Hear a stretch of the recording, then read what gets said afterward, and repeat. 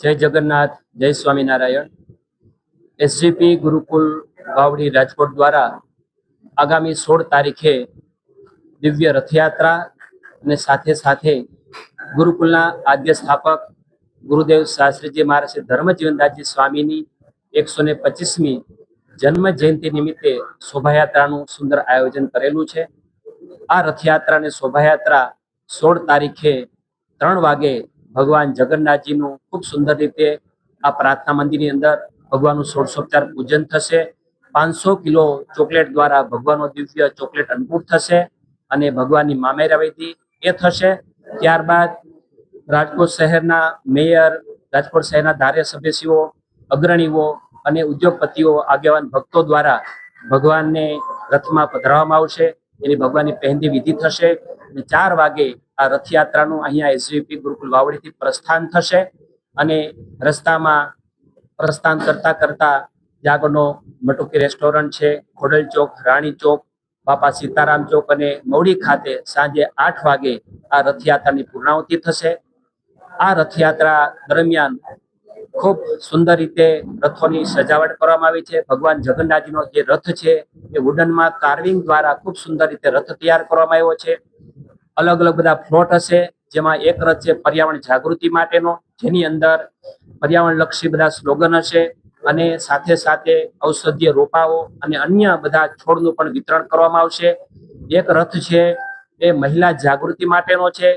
આવતા જમાનામાં અત્યારના સમયમાં બહેનોનું ખૂબ મહત્વ છે। જો બહેનો શિક્ષિત હશે, દીક્ષિત હશે તો બહેનો દ્વારા ખૂબ સારા કાર્યો થશે, જેથી કરીને એ મહિલા જાગૃતિ રથ પણ એક સાથે હશે।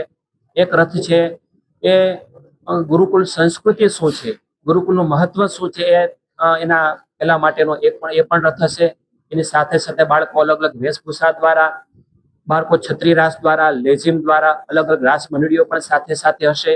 ખૂબ સુંદર દિવ્ય રથયાત્રા અહીંથી જશે અને એની સાથે સાથે અનેક ભક્તો પણ વચ્ચે વચ્ચે જોડાતા જશે। બધાને લગભગ 500-600 કિલો મગનો પ્રસાદ હશે, 400-500 કિલો કાકડી હશે, 400-500 કિલો ખારેકનો પ્રસાદ અને અહીંયા જે ભગવાનને ચોકલેટ ધરવામાં આવી છે 500 કિલો ચોકલેટ આ રથયાત્રા રૂટ દરમિયાન બધા જ ભક્તોને ભગવાનનો પ્રસાદ મળી રહે એની પણ વ્યવસ્થા કરવામાં આવી છે। જ્યાં રથયાત્રા પહોંચશે એ વિસ્તારના સોસાયટીના રહેનારા લોકો આવીને ભગવાનને આરતી ઉતારશે, એ રથને દોરડા દ્વારા ખેંચશે। ભગવાનના રથને દોરડાથી ખેંચવાનું ખૂબ મોટું મહત્વ છે, તો દરેકને એનો પણ લાભ મળશે। તો આ રીતે ખૂબ સુંદર રીતે 3 વાગે પ્રસ્થાન થશે અને સાંજે 8 વાગે રથયાત્રા પૂર્ણ થશે। આ રીતનું રથયાત્રા અને શોભાયાત્રાનું સુંદર આયોજન એસજીપી ગુરુકુલ વાવડી દ્વારા કરવામાં આવ્યું છે। મારા ગુરુકુલના અધ્યક્ષ ગુરુવર્ય પૂજ્ય શ્રી માધવપીરદાસજી સ્વામી અને સદગુરુ પુરાણી શ્રી બાલકૃષ્ણદાસજી સ્વામી આજ્ઞાથી અમારા અહીંયા વાવડીના બધા સ્થાનિક કાર્યકર્તાઓ, મારા વાવડી ગામના આગેવાન શ્રી રાજાભાઈ જાડેજા, મારા દશરથસિંહ જાડેજા અને અન્ય મારા સભા સ્કૂલના સભ્ય શિક્ષક મિત્રો, મારા વાલી મિત્રો અને સૌ ભક્તગણોની બધાની સાથે મળીને આ ખૂબ સુંદર યાત્રા થશે। આ રથયાત્રાની અંદર ઘણા બધા સંસ્થાઓ પણ જોડાયેલી છે। વિશ્વ હિન્દુ પરિષદ છે, બજરંગ દળ છે, RSS અંતર્ગત ધર્મ જાગરણ સમન્વય મંચ છે, સનાતન ધર્મ સંકલન સમિતિ છે, હિન્દુ જાગરણ મંચ છે, ખોડલધામ શિક્ષણ પાક છે, અખિલ ભારતીય રાષ્ટ્રીય શૈક્ષિક મહાસંઘ છે, ભારત વિકાસ પરિષદ વાવડી છે અને સર્વ સમાજના આગેવાનો સૌ સાથે મળી અને આ વાવડી અને મવડીના નવા વિસ્તારની અંદર પ્રથમ વખત આ રીતની રથયાત્રા અને શોભાયાત્રા એક ધર્મ જાગૃતિ માટે કરવાનું આયોજન થઈ રહ્યું છે।